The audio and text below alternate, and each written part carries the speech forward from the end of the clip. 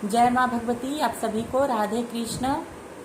तो आप सभी को सावन मास की बहुत बहुत बधाई। आप लोग शिव की पूजा अर्चना कर रहे होंगे और आप लोग उम्मीद करते हैं सभी लोग बहुत अच्छे से होंगे। तो आज हम मलमास पे वीडियो शूट कर रहे हैं। तो मलमास बोलिए या फिर दो मास बोलिए या पुरुषोत्तम मास बोलिए, तो विभिन्न विभिन्न नामों से जाना जाता है सारे क्षेत्रों में। तो आप लोग समझ ही गए होंगे। मलमास लगभग हर जगह मलमास कह के बोला जाता है, लेकिन हमारे यहाँ पे दो मास बोलते हैं, पुरुषोत्तम मास या फिर मलमास। तो ये विभिन्न नामों से जाना जाता है। अभी हम बताएंगे इसके बारे में कि क्या रहेगा और इसका जो समय काल है कितना रहेगा और इसके बीच में क्या करना चाहिए क्या नहीं करना चाहिए। तो चलिए अभी हम सर्वप्रथम आपको डेट बताते हैं।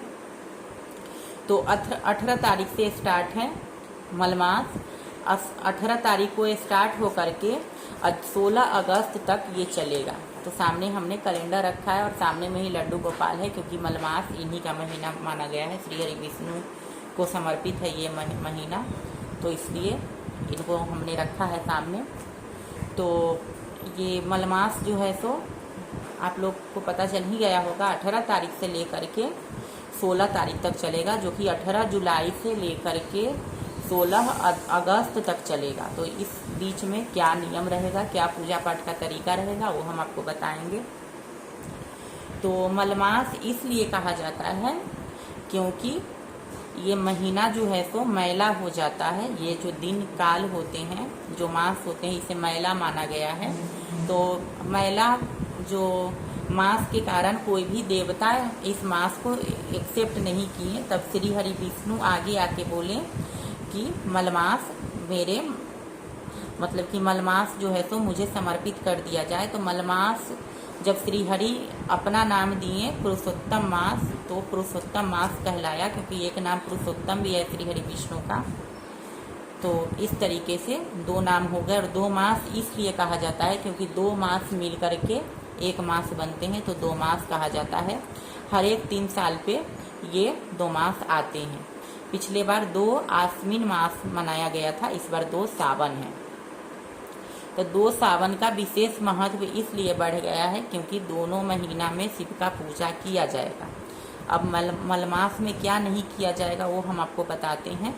तो मलमास में जो है सो उपनयन, गृह प्रवेश, शादी, विवाह, लग्न की कोई भी कार्य नहीं किया जाता है। जो भी गृहस्थ जीवन में बड़ा पूजा यज्ञ होम, जो कि पुरोहित को बुला करके डेट निकलवा के जो पूजा करते हैं वो सब नहीं किया जाएगा। बाकी रोज का पूजा उसी तरीके से किया जाएगा। दान पुण्य का बहुत ही ज़्यादा महत्व है। कहा जाता है कि मलमास के महीने में जो पूजा पाठ दान पुण्य करता है वो कभी समाप्त नहीं होता। तो इसलिए हमें मलमास के महीने में श्री हरि का पूजा करना चाहिए, शिव जी का पूजा करना चाहिए और दान पुण्य अवश्य करें, क्योंकि ये सर्वप्रथम है। दान देना सर्वथा उचित है, क्योंकि दान कहा जाता है कि धरती पे जो भी दान देते हो वो जब ऊपर जाता है इंसान तो उसको प्राप्त होता है, तो इसलिए दान दिया जाता है। तो सामने हम पंचांग रखें। अभी पंचांग को हम हटाते हैं, सामने अपने गोपाल जी को ला के फिर हम आपसे बात करते हैं। तो चलिए, तो ये रहा, मैंने बता दिया पुरुषोत्तम मास के बारे में आपको। और बताते हैं चतुर्मास। तो चतुर्मास लग गए हैं और देवसैनी एकादशी के दिन से चतुर्मास का व्रत जो है सो स्टार्ट होता है। श्री हरि विष्णु 4 महीने को शयन को चले जाते हैं। तो वैसे भी चतुर्मास में कोई भी शुभ कार्य नहीं किया जाता है।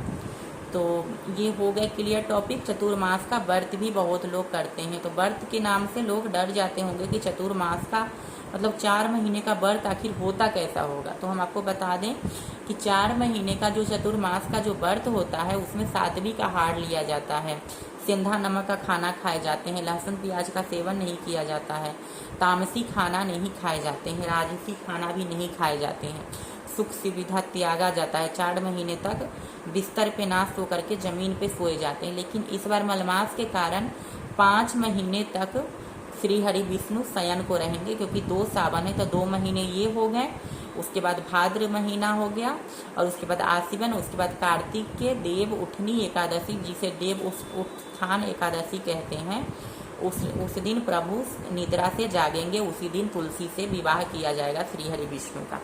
तो ये हमने समझा दिया। और यही है पूजा पाठ का तरीका। और विशेष पूजा किया जाता है ये मलमास के महीने में, पुरुषोत्तम मास में। और विशेष ये इसमें कोई भी आप पूजा पाठ या व्रत करते हो, अगर पहले से ही अगर 16 सोमवार कर रहे हो या फिर बृहस्पति का व्रत कर रहे हो, तो ये सारा व्रत शिव जी को ये नहीं होता है। ये जो पुरुषोत्तम मास का कोई भी पूजा पाठ दान पुण्य करते हैं वो सब श्री हरि विष्णु को ही जो है सो समर्पित होता है। तो जो भी सावन के सोमवार लोग कर रहे हैं, तो इस बार 8 सोमवार है, तो 8 सोमवार में से 4 ही शिव के लिए रखा जाएगा, 4 जो है सो श्री हरि विष्णु को समर्पित हो जाएगा। लेकिन 8 सोमवार करना है सावन का। तो यही बताना था मुझे। बाकी शुभ कार्य जो है सो जैसे शादी विवाह, उपनयन, गृह प्रवेश, नई घर की जो नींव रखी जाती है वो, नई मंदिर की स्थापना, प्राण प्रतिष्ठा, ये सब रुक जाएगी, ये सब नहीं होगी। ज़्यादातर सावन मास में ना प्राण प्रतिष्ठा विग्रहों का होता था, श्री विग्रह का, लेकिन इस बार नहीं होगा।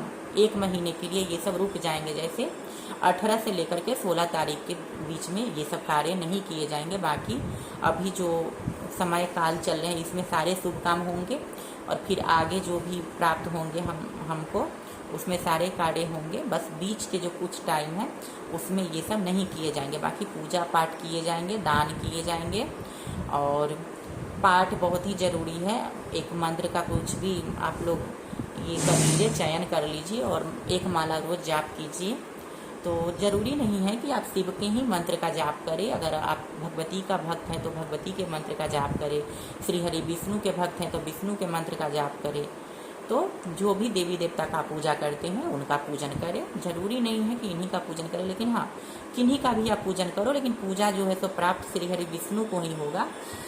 और आप लोग जानते होइएगा जब समुद्र मंथन हुआ था तब सारे देवी देवता जो है सो रत्न के भोगता हुए, सारे देवी देवता अपने अपने हिसाब से अपना अपना जो है सो रत्न और भी न जाने क्या क्या निकला था सारा सब ग्रहण किया। लेकिन जब विष का बारी आया तो कोई भी देवता ग्रहण करने को तैयार नहीं था। तब शिव आकर के आगे आकर के उस विष का पान किया, तो सारे देवी देवता को अमृत और रत्न से रत्न प्राप्त हुआ, लेकिन शिव को विष प्राप्त हुआ। तो ये जो 2 देवता हैं विष्णु और जो शिव हैं, तो ये ज़्यादातर जो होते हैं इस तरीके के, जैसे कि अभी मलमास है तो श्री हरि विष्णु आगे आकर के उन्होंने स्वीकार किया। तो जो ऐसे ये प्रभु है ना, ऐसे दानी हैं ये दोनों कि जिसको कोई नहीं स्वीकार करता उसको श्री हरि विष्णु और शिव स्वीकार करते हैं। तो इसलिए अवश्य ही हमें बिल्कुल शिव का और श्री हरि विष्णु का पूजा करना चाहिए और देवी भगवती का पूजन करना चाहिए। और देवी भगवती का अगर आप लोग पूजन करते हैं तो विष्णु का पूजन, शिव का पूजन, सभी का पूजन हो जाता है। जितने भी हमारे 33 कोटि देवी देवता है सभी का पूजन हो जाता है। तो चलिए सभी को जय माँ भगवती, राधे कृष्णा। उम्मीद करते हैं कि आप लोगों को ये वीडियो पसंद आएगा। तो चलिए अभी हम एंड करते हैं, फिर अगले वीडियो में आप लोग से मिलेंगे। और ये वीडियो हम अभी अपलोड करेंगे और प्लीज़ आप लोग देखिएगा तो लाइक ज़रूर कर दीजिएगा।